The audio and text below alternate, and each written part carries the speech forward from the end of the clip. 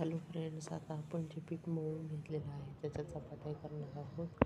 तर इथे मी हा चपातीचा एक गोळा घेतलेला आहे.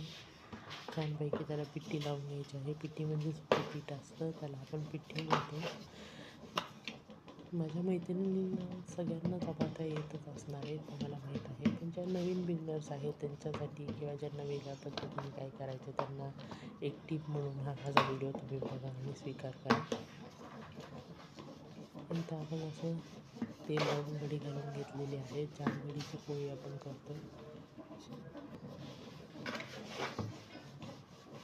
चपाती लाटण्याची एक टेक्निक आहे की तुम्ही काठ फक्त लाटत चाला. मध्ये जास्त लाटायची नाही, नाही तर मध्ये कडक होते, पातळ होते आणि नंतर ती कडक होते.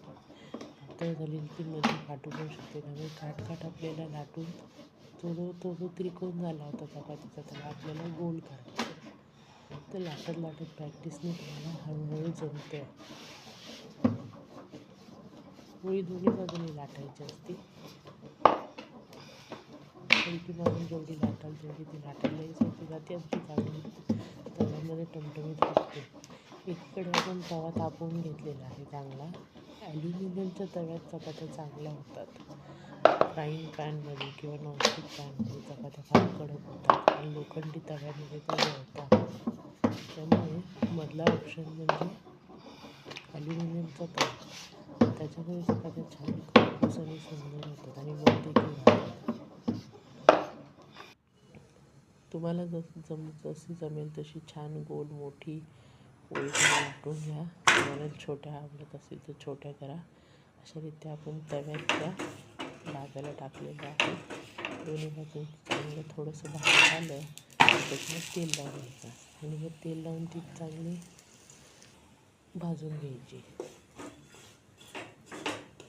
तुम्ही बघू शकता दोन्ही बाजूने तेल लावून झालेलं आहे. आता आपली पोळी छानपैकी फुगायला सुरुवात झालेली आहे. पोळी फुगली की ती आलटी पलटी करताना सावधान आणि कायम हात वापरावं.